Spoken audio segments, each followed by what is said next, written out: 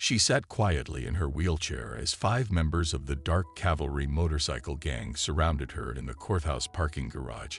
They thought they'd found an easy target, a discipled prosecutor who'd been poking around their business. What they didn't know was that Katherine Brennan had spent 20 years taking down California's most dangerous criminals, and their threats were about to give her exactly what she needed to expose the largest criminal empire on the West Coast. In less than 60 seconds, the gang's leader, Curtis, the hammer deal would make a mistake that would cost his entire organization everything. Let's take a quick break. Tell us, where are you tuning in from? If this kind of content speaks to you, don't forget to subscribe, because tomorrow's story is something truly special. The morning sun cast long shadows across the granite steps of Sacramento County Courthouse as Katherine Brennan wheeled herself up the accessible ramp. Her movements were precise, practiced, the result of 3 years at adapting to life in the chair. Security guard Johnson held the door, his weathered face creasing with a genuine smile. Morning, Miss Brennan looking sharp today. Kate adjusted her blazer, a subtle movement that concealed her checking the recording device sewn into its lining. Thanks, Tom. Anything interesting this morning? Just some bikers hanging around earlier. Dark Cavalry patches made sure they knew this wasn't their parking lot. Kate kept her expression neutral, but her mind was racing. It was starting just as she'd predicted. Good to know. I've got that hearing in Judge Richmond's court at 10. Inside her office, Dan Crawford was already waiting, case files spread across her desk. Her assistant DA looked up, concern etched on his features. Kate, we got another threat letter. This one's different. She wheeled to her desk, taking the envelope with gloved hands.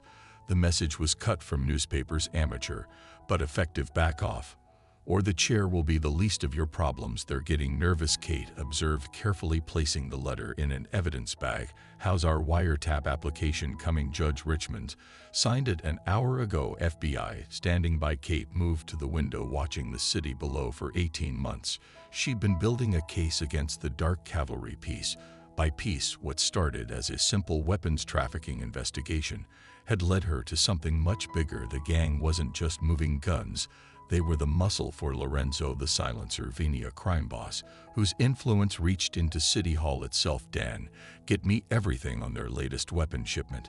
And I mean everything. Doc records, customs forms, worker statements, already done. He handed her a thick file. But Kate, there's something else. Detective Pierce was asking questions about you yesterday. Wanted to know what cases you were working on. Kate's hands tightened on her wheels. Edward Pierce, the one piece that didn't fit, a decorated detective who always seemed to be one step behind the Dark Cavalry. Let him ask. It's time we found out whose side he's really on. The morning passed in a blur of depositions and court appearances. Kate presented her usual image, competent, professional, perhaps a bit vulnerable in her wheelchair. It was an image she'd carefully cultivated. Let them think the chair made her weak. Let them underestimate her. By afternoon, she was reviewing surveillance photos with Agent Robert Fletcher in a secured conference room. The FBI agent pointed to a series of shipping containers. They're moving something big tonight. Our source says Steele himself will be there. Then why are they suddenly so interested in a discipled prosecutor? Kate positioned her chair to better view the photos. They've got bigger problems than my little investigation. Fletcher's expression was grim. Maybe they know more than we think. Kate was about to respond when her secure phone buzzed, a text from an unknown number. Parking level 2, come alone, or the evidence disappears forever. They took the bait, she said quietly, reaching beneath her chair to activate the hidden camera. Call in your teams, but keep them back. I need them to think they've got me cornered. Fletcher stood. Kate, this is crazy. Let us handle it. No. She moved toward the door. They're expecting a scared prosecutor in a wheelchair. That's exactly what they'll get, right until they incriminate themselves. The parking garage was dim, autumn sunlight filtering through narrow windows. Kate wheeled herself between rows of cars, the soft whir of her wheels echoing off concrete walls. One by one, dark figures emerged from the shadows. The Dark Cavalry's elite Frost Steel Ironstone. And finally Curtis the Hammer Steele himself. Well, Steele's voice carried across the garage. The crippled prosecutor all alone. Kate forced her hands to tremble slightly on her wheels. Every movement, every gesture was calculated. What do you want? Steele circled her chair, his boots heavy on the concrete. We want you to understand something, Miss Brennan. Some investigations, they're bad for your health. Is that a threat?" Her voice quavered, perfectly considerate, friendly advice. He leaned down, his face inches from hers. "Next time you go digging into shipping manifests, remember accidents happen to people in wheelchairs all the time." The hidden camera captured every word, every gesture. Kate let real fear show in her eyes, but beneath her carefully crafted exterior, she was smiling. They'd just given her exactly what she needed. Steele grabbed her chair's handles, spinning her roughly 1 week. "Drop the investigation, or we'll show you what the Dark Cavalry does to people who don't listen." As they swaggered away, Kate waited until their motorcycles roared into the distance. Then she pulled out her phone, dialing. "Fletcher, tell Judge Richmond to get ready. We've got our warrant." The real investigation was about to begin, and the Dark Cavalry had no idea they just sealed their own fate. Kate's office was a hub of controlled chaos. As her team reviewed the footage from the parking garage confrontation, Dan Crawford stood by the evidence board, adding photos of each Dark Cavalry member present. At the threat, Agent Fletcher paced by the window, his phone pressed to his ear. As he coordinated with FBI surveillance teams, the audio's crystal clear. Dan said, adjusting his tie, "Steele practically gifted us a witness intimidation charge."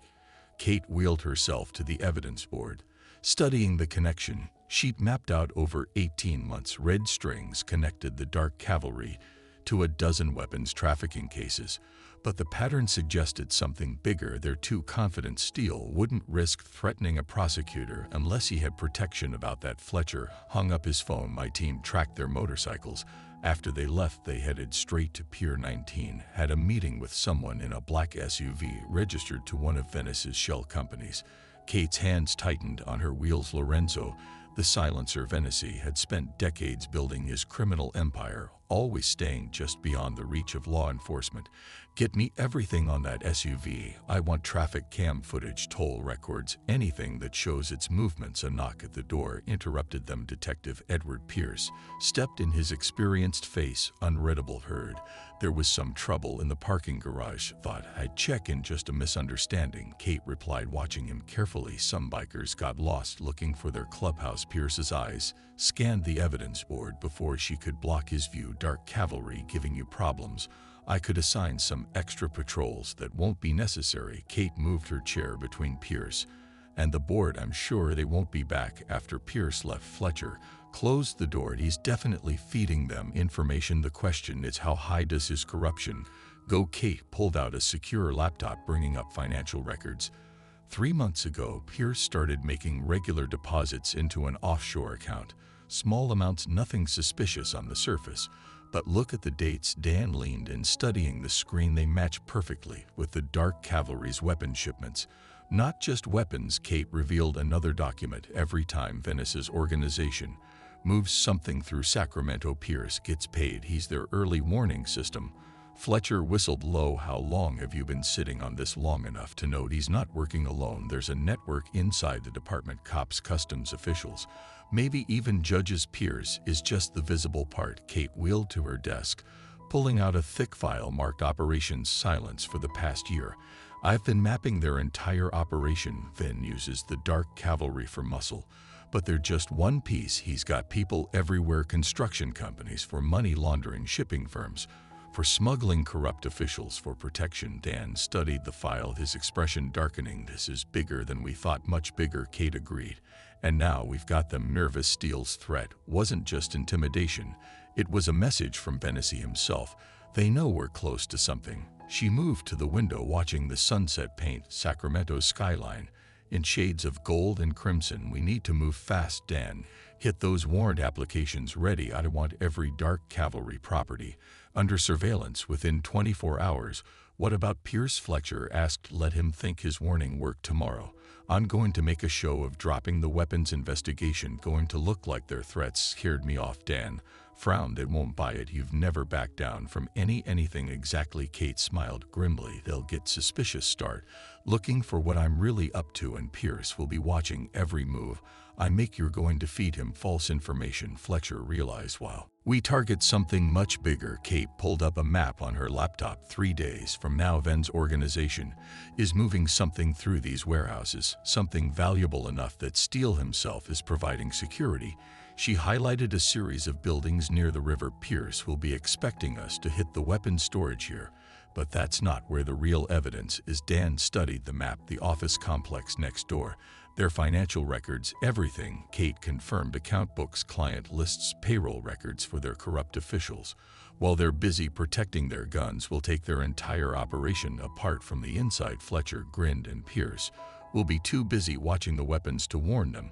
But we have to move carefully, Kate cautioned. One wrong step, and they'll burn everything. We need them to think they're winning right up until the moment we take them down. The rest of the evening was spent planning the operation. Kate coordinated with Judge Richmond, ensuring their warrants would be ready at exactly the right moment. Dan prepared the paperwork that would make it look like they were backing off the investigation. As darkness fell over Sacramento, Kate wheeled herself to her car. The garage was quiet now, no sign of the confrontation that had happened hours earlier. She smiled slightly, remembering Steele's threats. He thought he'd frightened a helpless prosecutor. Instead, he started a chain of events that would destroy everything his organization had built. Telling and preparing this story took us a lot of time, so if you are enjoying it, subscribe to our channel. It means a lot to us. Now back to the story. Her phone buzzed. A message from Fletcher: teams in position, surveillance confirms Pierce made contact with Steele's lieutenant. They took the bait. Kate started her car, her mind already racing through the next steps of her plan. The Dark Cavalry thought they'd won the first round. They had no idea they just started a war they couldn't win. Dawn broke over Sacramento as Kate reviewed surveillance photos in her home office. The wheelchair-accessible Des was covered with files. 18 months of investigation laid bare. Her coffee had gone cold hours ago, but she barely noticed. Focused on the images before her, the Dark Cavalry's compound on the outskirts of town was buzzing with activity. Iron and Steel had spent the night moving crates from their warehouse. Pierce's unmarked police car had been spotted 3 times conducting his routine patrols. Everything was proceeding exactly as she predicted. Her secure phone buzzed. Dan Crawford calling. They're moving earlier than expected, he reported. Just got word from our dock informant. 2 shipping containers arrived at Pier 19 marked as Auto Parts Venice. Is getting nervous, Kate replied, wheeling to her computer. He never moves merchandise in daylight. Pull up the customs declarations. The sound of typing filled the line. Got them. Everything looks clean on paper. Too clean. Who signed off on the inspection? Customs agent Mark Wilson. Kate smiled grimly. Another piece of the puzzle. Add him to the board. I want his financial records, family connections, everything. No one's that thorough unless they're being paid. Her doorbell rang. The specific pattern that identified Agent Fletcher. Kate checked her security cameras before buzzing him, and the FBI agent looked like he hadn't slept. Pierce made his move, Fletcher announced, dropping a fire on her desk. Called in a domestic disturbance near the warehouse district. His entire shift will be tied up across town when the shipment arrives. Perfect. Kate examined surveillance photos from the dock. What about our friend in the black SUV spotted at the Golden Eagle Casino last night? Met with someone interesting. Fletcher pulled out another photo. Recognize him? Kate's eyes narrowed. The man leaving the casino was expensively dressed, trying too hard to look casual. Judge Martin Harris. He's scheduled to hear the RICO case against the cavalry's lieutenant next week. The same judge who's denied our last 3 warrant requests. Send his photo to State Attorney Sinclair. I want a full investigation into his case history, focusing on any connections to Venice's businesses. The morning unfolded according to plan. Kate arrived at the courthouse, making sure she was seen, struggling slightly with her wheelchair chair, a performance for anyone watching in her office. She loudly discussed dropping the weapons investigation, knowing Pierce had planted a listening device weeks ago. By afternoon, the pieces were in motion. Dan coordinated with their undercover teams, while Kate prepared for her appearance in Judge Richmond's court. The case was minor, a routine hearing that would establish her presence in the courthouse, while Fletcher's teams moved on the office complex. Docket number 47 bits. The clerk announced State versus Martinez. Kate wheeled into position, presenting her arguments with deliberate hesitation, as if distracted. Judge Richmond, one of the few they trusted, completely played her part perfectly. Miss Brennan, are you feeling well? You seem unusually unfocused today. My apologies, Your Honor. Recent events have been concerning. The message would reach Venice within hours. The prosecutor was rattled, backing down just as they wanted. Back in her office, Kate received confirmation the Dark Cavalry security teams were concentrated around the weapons storage. Led by Frost himself, Pierce had positioned his patrols to watch the wrong buildings. First team in position, Fletcher reported via secure line. We've identified 3 possible entry points to the office complex. Security is minimal. They never expected anyone to target their paperwork. Kate studied the building schematics. Remember, we need everything: files, computers, phones, anything that could. A commotion in the hallway cut her off. Dan burst in his face. Hale, we've got a problem. Someone just posted bail for Joey the Stone Martins. What, his bail was set at $2 million, paid in cash through a lawyer we've never seen before. Dan handed her the paperwork. There's more. He's been spotted heading toward the office complex. Kate's mind raced. Martinez was the Dark Cavalry's intelligence expert. If he reached those offices before Fletcher's team, how long until he gets there? 20 minutes, maybe less. She grabbed her phone, sending emergency codes to Fletcher.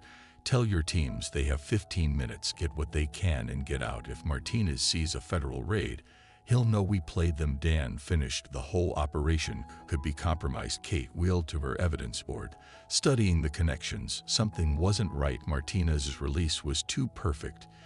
Too well-timed. Check the lawyer who posted bail now. Dan's fingers flew over his keyboard. His expression changed as the results appeared. The firm, it's registered to a holding company owned by Judge Harris's wife. It's a test. Kate realized Vinny doesn't trust the Dark Cavalry anymore. He's using Martinez to check on them. She quickly dialed Fletcher. Change of plans. Let Martinez see your teams, but make it look sloppy, like a routine audit team that got spooked and ran. You want him to report a failed raid. Exactly. Vinny will think the cavalry's security missed a federal inspection. He'll blame them, not suspect us. It fits what they think they know about me. Backing down. The next hour was tense as they tracked Martinez's movements. He arrived at the office complex just as Fletcher's audit team made their conspicuous exit through surveillance cameras. They watched him conduct a thorough inspection. He bought it. Fletcher reported later spent 2 hours checking their security, then called Steele directly. Looked pretty angry. Kate allowed herself a small smile. Good, now we leak word that the weapons investigation is officially closed. Let them think they've won. Meanwhile, we analyze everything we got from those offices. Every record, every connection. Kate stared at the evidence board, where Judge Harris's photo now held a prominent position. The Dark Cavalry thinks they're protecting Venice's weapons. They don't realize they're just his distraction. The real operation was just beginning, and for the first time they had proof of how deep the corruption went in trying to protect their operation. Venice's people had exposed their entire network. As evening fell, Kate watched Pierce's patrol car make another pass by the weapons warehouse. Let him think he was doing his job, warning his criminal allies about federal attention. The truth would hit him hard enough. When the time came, her phone buzzed with a message from State Attorney Sinclair. Judge Harris, financial records are interesting. Need to meet tomorrow. The pieces were falling into place, but Kate knew better than to celebrate yet. In her experience, when things seemed to be going perfectly, that's when you needed to watch your back. The hardest state attorney, Olivia Sinclair's office, overlooked the Capitol building, its imposing architecture, a reminder of the power concentrated in downtown Sacramento. Kate wheeled herself through the ornate doorway, noting the tension in Sinclair's usually composed features. Closed the door, Sinclair ordered, pulling a thick file from her safe. What I'm about to show you doesn't leave this room. Kate positioned her chair near the desk, watching as Sinclair spread documents across its polished surface. Bank statements, property records, and offshore account transfers painted a disturbing picture. Judge Harris isn't just compromised, Sinclair explained, her voice tight. He's been Ven's personal fixer for nearly a decade. Every major case that threatened their operation landed in his court. Kate examined a particularly damning bank statement. These transfers, they're not even trying to hide them anymore, because they don't have to. Sinclair pulled up more records on her computer. Look at these: case dismissals, drug trafficking, money laundering, weapons charges, all dismissed by Harris over the past 5 years. The Dark Cavalry is just the muscle. The real power is right here in our judicial system. A knock interrupted them. Sinclair quickly covered the documents as her secretary entered. Detective Pierce is here about the Martinez case. Kate and Sinclair exchanged glances. This was no coincidence. Send him in. Sinclair decided Miss Brennan was just leaving. and Kate gathered her notes, playing the role of the intimidated prosecutor. Pierce passed her at the door, his expression unreadable. She felt his eyes on her back. As she wheeled away in the elevator, Kate immediately called Fletcher. Pierce, his meeting with Sinclair. Get me everything on their conversation. Already on it. Our bugs in her office are active. Fletcher paused. Kate, we got movement at the docks. The Dark Cavalry's entire leadership is gathering at Pier 19. Send me visual. Kate exited the building, making her way to her modified van. The surveillance photos loaded on her tablet showed Curtis the Hammer Steele arriving with his top lieutenants. But something else caught her attention. That car in the background, she pointed out. I've seen it before. Running plates now. Fletcher's typing filled the line. Registered to Dan. It's Chief Judge William Morton's personal vehicle. Kate's hands gripped her wheels tighter. The Chief Judge of the Superior Court, the one person who could shut down their entire investigation with a single order. Get me back to the courthouse, she instructed her driver, and tell Dan to pull every case Morton's presided over involving Venice's interests back in her office. The evidence board had grown exponentially. Dan connected new strings between photos, building a web of corruption that reached into every level of Sacramento's justice system. Look at this pattern. He indicated a series of case numbers. Every time we get close to Venice's operation, the cases get redistributed, always to judges we now know are compromised. They're not just protecting their criminal enterprise. Kate realized they've turned the entire judicial system into their personal shield. Her secure phone buzzed. A text from Sinclair. Pierce asked about your RICO investigation. Claims he's concerned for your safety. They're getting nervous, Fletcher observed, reviewing surveillance feeds. The Dark Cavalry's increased patrols around their properties. Steele's got Frost and Iron running personal security. Kate wheeled to her window, watching the sunset paint the courthouse in shadows. Because they know we're close. Pierce might have convinced them I'm backing down, but Venice is too smart to relax completely. A new alert flashed across their screen. Stone had been spotted entering the Golden Eagle Casino, followed by two men in expensive suits. Track them, Kate ordered. I want to know every person they meet, every word they say. Dan's phone rang. His expression darkened as he listened. That was our source in the clerk's office. Judge Morton just scheduled an emergency hearing for tomorrow morning. He's demanding all files related to any Dark Cavalry investigations. He's trying to bury everything. Fletcher realized. No, Kate corrected, a plan forming in her mind. He's doing exactly what we need him to do. He's creating a paper trail. She moved to her computer, typing rapid. Contact Judge Richmond. I want every document request, every unusual case reassignment for the past 5 years. Morton's not just going to bury our investigation, he's going to lead us to every corrupt judge in his network. That's a big risk, Fletcher warned. If he gets those files, he won't. Kate smiled grimly.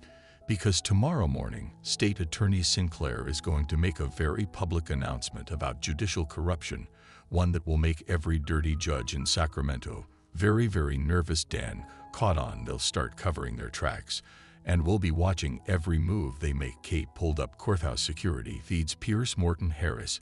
They think they're untouchable because they control the system. Let's show them what happens when the system turns against them.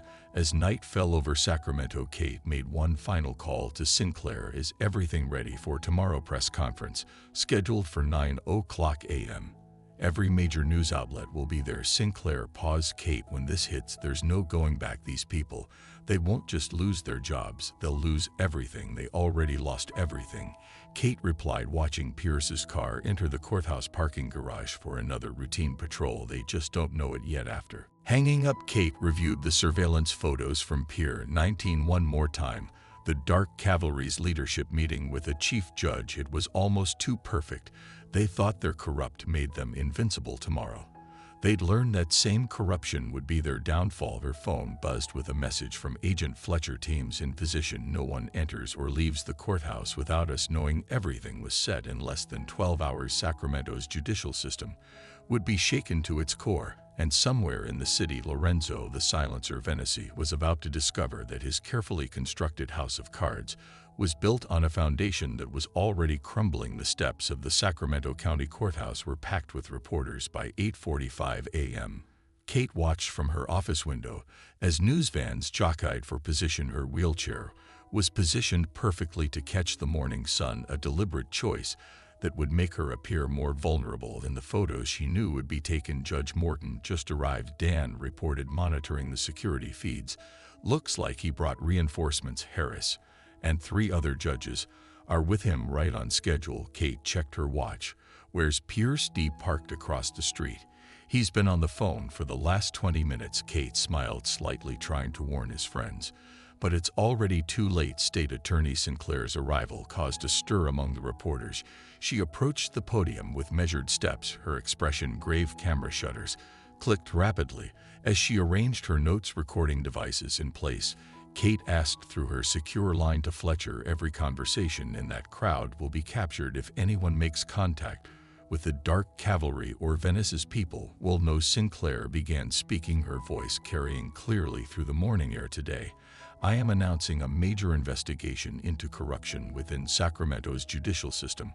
We have evidence of widespread case tampering, bribery, and collusion with organized crime elements.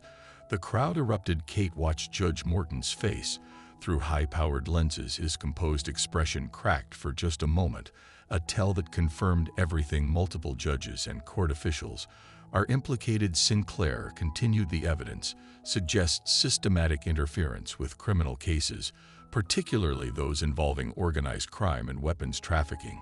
Kate's phone buzzed, a message from an unknown number. You should have stayed down. This isn't over. Dan noticed her expression. Problem. Just the opposite. They're panicking. She forwarded the message to their evidence team. Track that number. I want to know every tower it pings. The press conference descended into chaos as reporters shouted questions. Sinclair handled them expertly, revealing just enough to spark terror in the corrupt officials, but withholding the specifics that could compromise their investigation. Movement at the Dark Cavalry compound. Fletcher reported Steele just called an emergency meeting. All top lieutenants. What about our friend in the black SUV spotted heading east on I-80? Looks like Venice is not sticking around to watch the fireworks. Kate wheeled to her evidence board. He's running just like I thought he would. Tell our highway teams to stay back. Let him think he's getting away. The next hour was a blur of activity. Judge Morton stormed into his chambers, immediately making calls. Their surveillance picked up fragments. Damage control read everything. Get them out. Send the photos to every news outlet. Kate instructed her team. Morton meeting with Steele at Pier 19. Harris accepting packages at the casino. Everything we've been sitting on that'll burn our surveillance. Dan cautioned. Doesn't matter now. We need them scared, desperate. When people panic, they make mistakes. Dan finished. The first mistake came faster than expected. Judge Harris rushed from the courthouse to his car, carrying a briefcase that hadn't been with him earlier. Follow that case. Kate ordered. Everything we need is probably in there. Harris drove erratically, running 2 red lights before pulling into the parking garage of the Golden Eagle Casino. Kate's team watched through surveillance as he met with Stone and Frost from the Dark Cavalry. Got it on tape. Fletcher confirmed. Clear handoff of documents. Harris is running scared. Kate's phone rang. Sinclair. Morton's demanding an emergency Judd official review. Wants to shut down all pending investigations into the Dark Cavalry. Perfect. Let him try. The more official actions he takes to obstruct justice, the more evidence we have. Sinclair finished. Kate. Pierce is on the move, headed toward the Dark Cavalry compound. Stay on him. The moment he makes contact, we've got him for conspiracy. A commotion outside her office drew Kate's attention. Judge Morton himself was striding down the hallway, flanked by court officers. Miss Brennan, he boomed, entering without knocking. I'm issuing an immediate stay on all your pending cases. This witch hunt ends now. Kate kept her expression neutral, letting fear show in her eyes. Your Honor, I don't understand. Don't play innocent. Your reckless accusations have undermined the integrity of this court. I'm ordering an immediate surrender of all files related to the Dark Cavalry investigation. Kate glanced at Dan, who was quietly recording everything. But sir, those files are part of an ongoing federal investigation. I don't care if they're part of a presidential inquiry. Morton snapped. I want them on my desk in 1 hour, or you'll face contempt charges. After he stormed out, Kate allowed herself a small smile. Send that recording to Sinclair. Morton just gave us exactly what we needed, proof of judicial interference. Her phone buzzed again. Another message from the unknown number. You think you're clever? Wait until tonight. Let's see how tough you are. when your protection detail is busy elsewhere. They're planning something, Dan said, reading over her shoulder. Yes, they are. Kate wheeled to her computer, pulling up patrol schedules.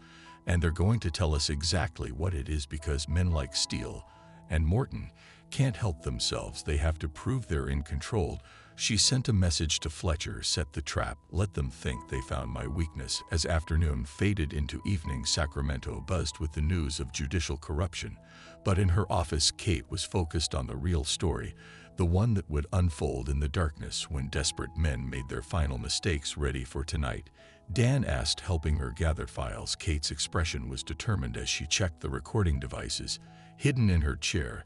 They think this is their last chance to stop me. Let's make sure it's the last mistake they ever make. Night settled over Sacramento like a shroud. Kate's office was dark, except for the soft glow of surveillance monitors. The courthouse had emptied hours ago, but she remained, knowing what was coming. Her wheelchair was positioned away from the windows, a precaution against potential snipers. Security cameras just went dark in the East Wing. Dan reported from his station near the door, same pattern as the maintenance schedule. Pierce approved this morning, right on schedule. Kate checked the time. How many? 4 motorcycles entered the parking garage. Frost, Steele, Iron, and Steele himself. Dan's voice was tense. Kate, we should call in Fletcher's team. Now, not yet. She wheeled to her desk, activating hidden cameras she'd installed months ago. We need them to make the first move. Everything has to be on record. The first sign came as a subtle power fluctuation. Emergency lights flickered, then stabilized. Through their own surveillance system, they watched dark figures moving through the courthouse corridors. The Dark Cavalry had come just as she predicted. They're splitting up. Dan observed 2 taking the stairs, 2 coming up the elevator. Kate's phone buzzed. A message from Fletcher. Pierce just radioed in, says he's investigating a disturbance across town. His entire shift is diverted. He's making sure no police respond to any alarms. Kate noted, send me building securities positions. The layout appeared on her screen. The regular guards had been replaced with unfamiliar faces. More of Morton's corruption at work. The trap was nearly perfect. Nearly heavy boots in the hallway announced their visitors' arrival. Kate positioned herself behind her desk, appearing to work late. The door burst open, revealing Curtis, the Hammer, Steele, and Frost, both carrying weapons. Working late, Miss Brennan. Steele's voice dripped with false concern. Dangerous time to be alone in the courthouse. Kate allowed her hands to tremble slightly on her wheels. What do you want? Those files you've been collecting. Steele moved closer, his leather vest creaking. The ones about our business arrangements. Hand them over, nice and quiet. And maybe you get to keep rolling around this courthouse. The files aren't here, Kate replied, her voice wavering. Perfectly. Everything's been transferred to federal storage. Lying won't help you. Steele nodded to Frost, who began searching the office. We know you keep copies. Judge Morton was very specific about what we needed to find and destroy, Steele added, entering with Iron along with anyone who's seen them. No. Kate's wheelchair bumped against the wall as she backed away. You can't. This is a courthouse, perfect place for an accident. Steele grabbed her chair's handles. Elevators can be so dangerous for the disabled, especially when the power is unstable. A security alarm blared briefly, then went silent through her earpiece. Kate heard Fletcher's update. All teams in position, waiting for your signal. Last chance, Steele warned, his grip tightening. Where are the files? Kate's trembling hands reached for her desk drawer. Please don't hurt me. They're here. As Steele leaned forward, Kate pressed a hidden button under her desk. Suddenly, bright lights flooded the office from concealed positions. Steele staggered back, momentarily blinded. Federal agents, Fletcher's voice boomed from multiple directions. Drop your weapons. The Dark Cavalry members spun around, finding themselves surrounded. FBI teams had emerged from hidden panels and service doors positions Kate had carefully planned months ago. You set us up, Steele snarled, reaching for a weapon. I wouldn't. Kate's voice was steel now, all pretense gone. Unlike the local police, federal agents don't take bribes from the Dark Cavalry. You think this changes anything? Steele laughed harshly. Judge Morton will have this thrown out before morning. Judge Morton won't be helping anyone. Kate nodded to a screen showing live footage.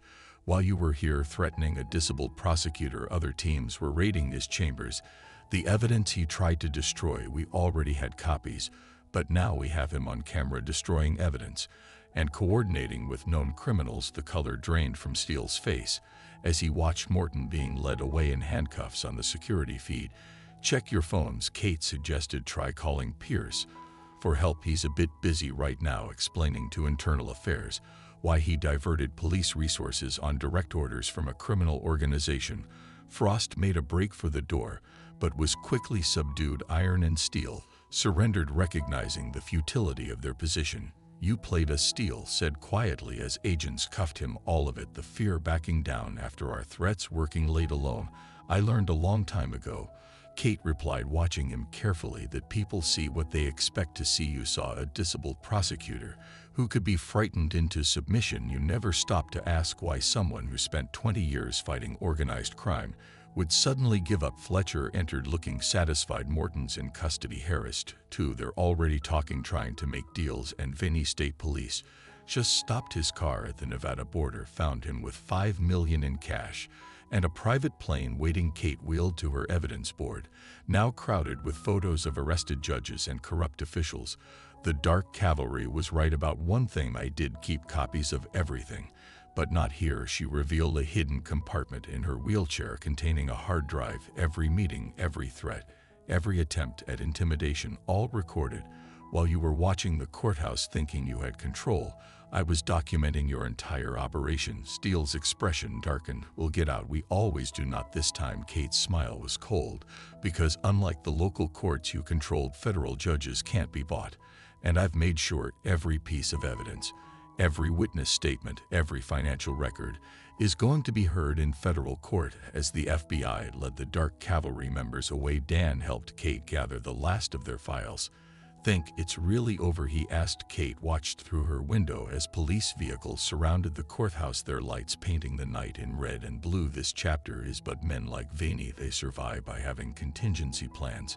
Somewhere out there, someone's already moving to fill the power vacuum. Her phone buzzed one final time. A message from an unknown number. Impressive work, Miss Brennan, but you've only seen the surface. Sweet dreams. Kate saved the message, adding it to their evidence. Tomorrow would bring new challenges, new threats.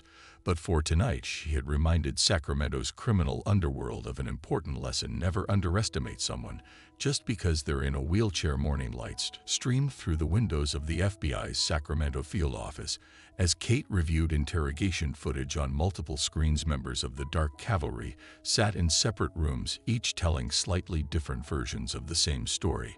But something wasn't adding up. Play that segment again, she instructed Dan, pointing to Steele's interview.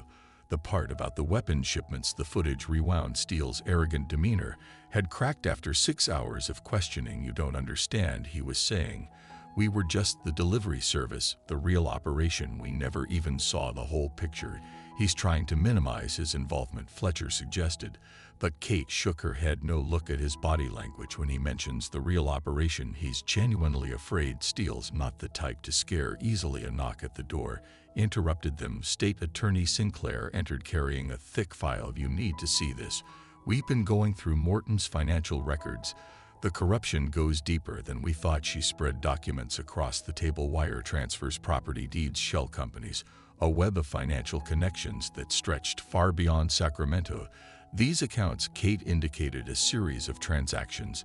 They're not just laundering money, they're moving massive amounts through legitimate businesses, construction companies, shipping firms, even technology startups. Someone's building an empire. Sinclair agreed, using the Dark Cavalry and corrupt officials as a smokescreen. Kate wheeled to a whiteboard where photos of the arrested judges were displayed. Morton and Harris were just middle management. Their corruption was too obvious, too easily traced. A sacrificial layer, Dan realized, meant to fall when things got hot. Kate's phone buzzed. Another message from the unknown number. Congratulations on the arrest. Shame you're still playing in the shallow end. Fletcher leaned in. We still can't trace these messages. They're bouncing through too many relays. Whoever's sending them has serious technical resources. A junior agent burst in, looking worried. Ma'am, we've got a situation. Judge Morton was just found dead in his cell. The room fell silent. Kate's hands tightened on her wheels. Cause appears to be suicide. But nothing about this feels like suicide. Kate finished. She turned to Fletcher, who had access to him. That's the thing. Security footage shows no one entered his cell, but there's a 10-minute gap in the recording. Professional hit, Sinclair said quietly. Someone's cleaning house. Kate moved to her computer, pulling up case files. Morton was going to talk. He knew names, dates, connections we hadn't even discovered, yet they got to him first. Dan added, just like they'll try to get to the others. News alerts began flooding their screens. Judge Harris had collapsed during questioning, apparently from a severe allergic reaction. 2 Dark Cavalry members, including Frost, had been involved in a transport vehicle accident. No survivors. This isn't random, Kate declared. Check every person in custody. I want them under constant surveillance. No gaps, no blind spots. Kate Fletcher's voice was urgent. Ven's transport never reached the federal detention center in Nevada. What officials there have no record of his arrival. The transport team's credentials were perfect forgeries. He's gone. Kate wheeled to the window. Mind racing. He was never the target. We were so focused on the local corruption, we missed the bigger play. Sinclair reviewed Morton's files again. These shell companies, they're not just for money laundering. Look at what they're actually doing. Defense contracts, security systems, infrastructure projects. Someone's building a parallel power structure, Kate realized, using criminal organizations like the Dark Cavalry to distract law enforcement while they infiltrate legitimate institutions. Her phone buzzed again. Now you're starting to understand, but understanding won't save you. We need to move everyone we've arrested to secure facilities, Fletcher began, but Kate cut him off. It's too late. Anyone who knows anything significant is already dead or compromised. This was never about stopping our investigation. It was about eliminating liabilities. Dan studied the financial records. These patterns, they're similar to cases I worked in San Francisco. Different names, same methods. Pull those files. Kate ordered every case involving similar financial structures going back 5 years. As they worked, a disturbing picture emerged. Sacramento wasn't unique. Similar patterns of corruption had been quietly spreading through major cities across the West Coast. Local criminal organizations caused visible problems, while hidden players acquired power through legitimate channels. Look at the timing, Kate indicated a series of dates. Each city follows the same pattern. Criminal activity draws law enforcement attention. Corrupt officials are exposed, and in the chaos, new players take control. Sinclair finish using the legitimate businesses and contacts their predecessors. Kate's computer chimed with an encrypted message from one of her old FBI contacts.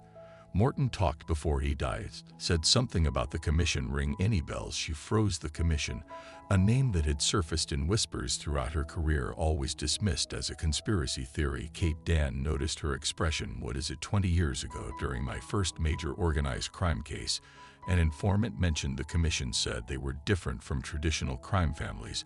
More patient, more sophisticated. They didn't just want to control criminal enterprises. They wanted to reshape the entire system. You think they're behind this? Kate wheeled to the evidence board, studying the complex web of connections. I think S.A. Ramento was a test run. See how law enforcement reacts. Identify weak points in the system. Eliminate compromised assets. And now we know what we're really fighting. She turned to face her team. This isn't just about corrupt judges or biker gangs. Someone's been playing a longer game, using organizations like the Dark Cavalry to hide their real objectives. Sinclair's phone rang. Her face paled as she listened. 3 more judges just resigned, citing personal reasons. Their replacements have already been nominated. Let me guess, Kate said grimly. All with connections to those legitimate businesses. We identified the old guard. Falls, the new one rises, Fletcher muttered. Kate stared at the message, still glowing on her phone. The sender wasn't taunting her anymore. They were teaching her every step of this operation had been calculated, including her own investigation. Get me everything on these new judicial nominees. She ordered financial records, career histories, every connection they've ever had. The commission isn't hiding anymore. They're moving into the open, thinking we can't stop them. Can we? Dan asked quietly. Kate's expression hardened as she watched more news alerts roll in across the city. Power was quietly changing hands. The Dark Cavalry had been a distraction. Vania on and corrupt officials like Morton merely sacrificial pieces in a larger game. We stopped them by understanding their real strategy. She replied, they think eliminating their old assets protects them. Instead, They've just shown us exactly how they operate. Her phone buzzed one final time, ready for the real game to begin. Kate saved the message with the others. The next phase of this war wouldn't be fought with guns or threats. It would be fought in boardroom, courthouses, and bank accounts. And this time, she knew exactly what she was fighting. The conference room at the federal building had become their war room. Every wall was covered with documents, photos, and financial records. Kate wheeled between the displays, connecting patterns that others might miss. 3 days had passed since Morton's death, and the landscape of power and Sacramento was shifting rapidly. Westbrook Development Corporation. Dan announced, adding another photo to their board. They've acquired 6 major construction projects in the last month alone, all previously controlled by companies connected to Vinny Public Records. Kate asked, examining the contracts clean as a whistle. Their CEO, Michael Harrison, has an impressive background: Harvard Business School, military service, philanthropy work. Too perfect, Kate noted, like someone built his background from a checklist. What about the company's other executives? Fletcher passed her a stack of files, similar patterns, all highly qualified, impeccable credentials. But here's where it gets interesting. They all took their positions within the last year. Kate spread the employment records across her desk right after the commission started positioning their pieces. Who owned these companies before? That's the thing, Dan replied, pulling up corporate records. The ownership trails lead through so many shell companies and offshore accounts, it's almost impossible to trace. Almost, Kate emphasized. But they had to leave tracks somewhere. Nobody moves this much money without creating patterns. Her phone buzzed another message from their mysterious observer. Following the money, be careful, some trails are meant to be found. They're watching us work. Fletcher observed. No, Kate corrected, they're guiding us. Every message pushes us in a specific direction.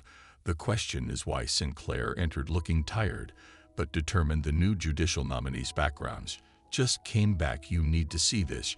She laid out dossier on 3 judges slated to replace those who had resigned. Each had connections to companies now controlled by the commission's front corporations. Look at their case histories. Kate indicated patterns in their rulings. Every major decision benefited certain business interests. Not obviously they ruled against these companies, just enough to avoid suspicion. But in the cases that really mattered, the rulings always went their way. Sinclair finished. Kate wheeled to her computer, pulling up property records, cross-referenced these companies with real estate acquisitions near major infrastructure projects. Look for patterns and timing. Dan's fingers flew over his keyboard. Data filled multiple screens. They're positioning themselves around transportation hubs, communication centers, government facilities. Building a network, Kate realized, not just of people but of physical assets. Control the infrastructure, control the city. Fletcher concluded. A knock interrupted them. A junior agent entered with surveillance photos from the Golden Eagle Casino. Ma'am, we got movement. Harrison's meeting with former cavalry territories representatives. The photos showed Michael Harrison, CEO of Westbrook Development, and what appeared to be casual business meetings. But Kate noticed details others might miss. Look at the body language. She indicated these aren't negotiations, they're receiving instructions. The Dark Cavalry's old networks are being absorbed into legitimate businesses. Smart. Dan admitted. Drug distribution becomes pharmaceutical supply, fly chains, weapons trafficking becomes private security contracts, money laundering becomes corporate investment. Kate studied Harrison's photo, pulled his military records, not the public ones. I want the full service history. Fletcher made some calls. His expression changed as he read the response. That's impossible. According to classified records, Michael Harrison died in Afghanistan in 2015 and rose from the dead with a perfect background. Kate mused. The commission doesn't just create paper trails, they create entire people. Her computer chimed financial alerts she'd set up started triggering across the city. Corporate mergers, property acquisitions, contract bids, all moving with precise coordination.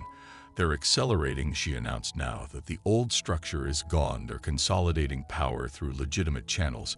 Sinclair reviewed the data. How do we fight an enemy that's not technically doing anything illegal? By proving the illegality is hidden in plain sight. Kate pulled up building permits for Westbrook's latest projects. These construction sites, they're not just for show. The commission needs to maintain some illegal operations to fund their legitimate takeover. You think they're hiding criminal enterprises inside legal businesses? Fletcher asked. I think they're hiding in plain sight. Dan, get me everything on Westbrook's construction projects. Building plans, material orders, employee records. As Dan worked, Kate noticed something in the shipping manifests. Look at these equipment orders. They're requisitioning materials for underground parking structures. But the approved plans don't show any basement levels. False construction. Fletcher realized building secret facilities under legitimate projects. Kate's phone buzzed again. Clever girl. But some secrets are buried too deep. They're not just threatening us anymore, she observed. They're challenging us. Each message gives us a piece of the puzzle. Sinclair gathered her notes. I'll start preparing subpoenas for Westbrook's records. They'll be clean. Kate warned the commission is too smart for direct evidence.